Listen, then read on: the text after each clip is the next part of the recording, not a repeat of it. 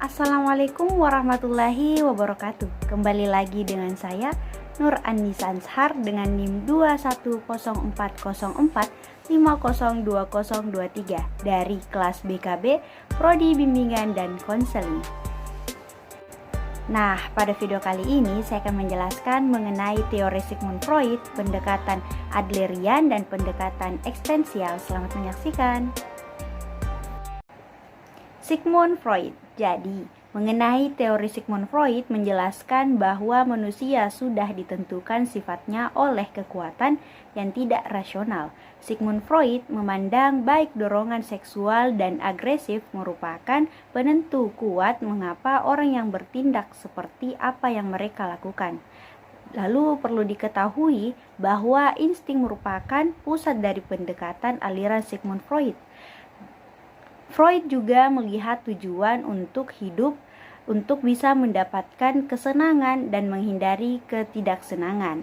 Nah, kemudian adapun struktur kepribadian menurut Sigmund Freud terdiri dari id, ego, dan superego. Jadi, teknik konseling pada pendekatan psikoanalisis yaitu pertama adanya asosiasi bebas, yang kedua adanya analisis mimpi, dan yang ketiga adanya analisis interferensi. Keempat adanya analisis resistensi, dan yang terakhir adanya interpretasi. Jadi yang pertama yaitu asosiasi bebas. Asosiasi bebas ini maksudnya yaitu teknik yang memberikan kebebasan kepada konseli untuk mengemukakan segenap perasaan dan pikirannya yang terlintas di benaknya, baik yang tidak menyenangkan maupun yang menyenangkan. Nah, asosiasi bebas ini untuk memudahkan pemahaman konselor terhadap dinamika psikologis yang terjadi pada diri konseli, sehingga dapat membimbing konseli untuk menyadari pengalaman ketidaksadarannya. Lalu yang kedua yaitu analisis mimpi. Teknik ini merupakan teknik di mana konseli mengemukakan segenap mimpi-mimpinya terhadap konselor, karena fungsi mimpi ini merupakan ekspresi segenap kebutuhan akan dorongan, keinginan yang tidak disadari seringkali akan direpresi dan termanifest. Keadaan mimpi interpretasi mimpi ini dimaksudkan untuk mengajak konseli menafsirkan makna-makna yang tersirat dalam mimpi yang berhubungan dengan dorongan ketidaksadarannya. Lalu kedua yaitu analisis transferensi. Transferensi adalah merupakan respon konseli kepada konselor. Transferensi merupakan bentuk pengalihan segenap pengalaman masa lalunya dalam hubungannya dengan orang-orang yang berpengaruh kepada terapis di saat konseling. Lalu yang keempat adanya analisis resistensi. Resistensi merupakan sikap dan tindakan konseli untuk menolak keberlangsungan terapi atau mengungkapkan hal-hal yang menimbulkan kecemasan. Lalu yang kelima adanya interpretasi. Interpretasi ini harus dianggap sebagai bagian dari teknik-teknik yang telah disebutkan di atas. Pada saat melakukan interpretasi, konselor membantu konseli memahami arti peristiwa dari masa lalu dan masa sekarang. Pendekatan Adlerian. Baik, jadi kita memasuki materi kedua yaitu pendekatan Adlerian. Jadi, menurut pandangan Adler ini bertolak belakang dengan pandangan Sigmund Freud. Menurut Adler, manusia dimotivasi terutama oleh hubungan sosial, bukannya desakan seksual. Teori-teori Adler ini berfokus kepada perasaan inferioritas, di mana dia melihat sebagai kondisi normal dari semua orang dan sebagai sumber perjuangan seluruh manusia. Dasar perspektif Adlerian, perilaku manusia tidak ditentukan semata-mata oleh hereditas dan lingkungan. Sebagai gantinya, kita mempunyai kapasitas untuk menginterpretasikan, mempengaruhi, serta menciptakan kejadian struktur kepribadian menurut Adler. Nah, merupakan inferioritas fisik dan inferioritas psikologis. Adapun yang pertama, inferioritas fisik merupakan rasa tidak lengkap oleh adanya kekurangan-kekurangan dalam tubuh, adanya inferioritas dalam tubuh dan kompensasi berlebihan. Jadi contohnya terkenal merupakan Demosthenes, seorang yang dianggap gagap ketika kanak-kanak, namun berkat latihan yang keras kemudian menjadi seorang orator ulung yang terkenal. Lalu yang kedua yaitu inferioritas psikologis, yaitu perasaan-perasaan inferioritas yang bersumber pada rasa tidak lengkap atau tidak sempurna dalam setiap bidang kehidupan. Contohnya, anak yang dimotivasikan oleh perasaan inferior akan berjuang untuk mencapai taraf perkembangan yang lebih tinggi. Setelah mencapai perkembangan yang diinginkan, muncul lagi perasaan inferioritas, lalu ada perjuangan lagi, demikian akan terjadi seterusnya. Lalu adapun teknik konseling menurut Adler ini terbagi menjadi dua, yaitu teknik komparatif dan yang kedua teknik analisis mimpi. Yang pertama, teknik komparatif. Dalam teknik ini konselor melakukan perbandingan dirinya dengan konselor. Dengan empati, konselor mencoba membayangkan gaya hidup dan masa lalu konseli dalam dirinya. Atas dasar itu, konselor kemudian membantu konseli untuk memperbaiki gaya hidup dan memecahkan masalah konseli. Lalu yang kedua, adanya teknik analisis mimpi. Menurut Adler, mimpi merupakan refleksi gambaran tujuan hidup konseli. Dengan menganalisis mimpi yang dialami konseli, maka konselor dapat memperkirakan tujuan hidup konseli.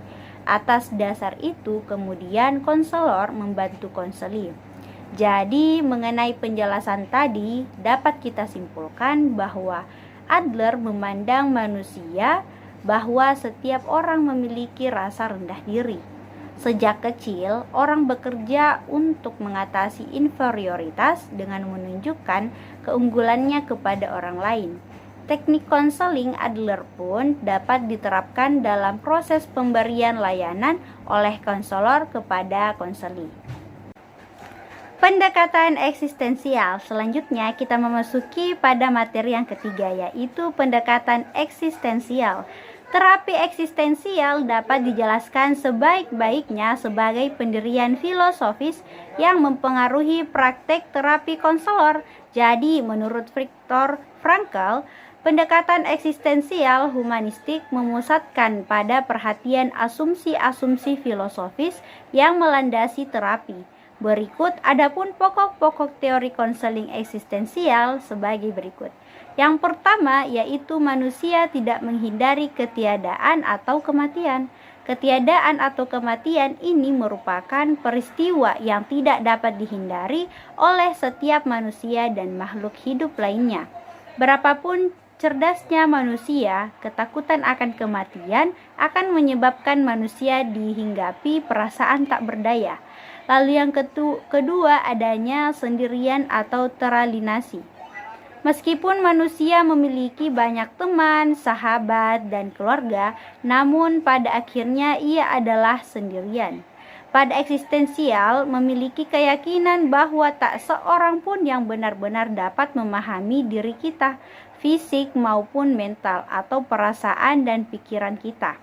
Lalu yang ketiga, tak berdaya atau tak bermakna. Ketidakbermaknaan inilah yang dalam hidup manusia akan merasakan tak berdaya, tak bergairah dan hampa. Dalam kondisi yang seperti ini, manusia mudah tergoda untuk mengakhiri hidupnya.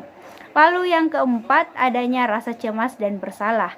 Perasaan cemas ini disebut kecemasan eksistensial, yakni merupakan keadaan yang tidak dapat dihindari oleh manusia. Lalu yang kelima, adanya hakikat manusia. Karena hakikat manusia itu intinya tidak ada. Inti dari keberadaan sendiri adalah ketiadaan. Lalu yang keenam, adanya pilihan.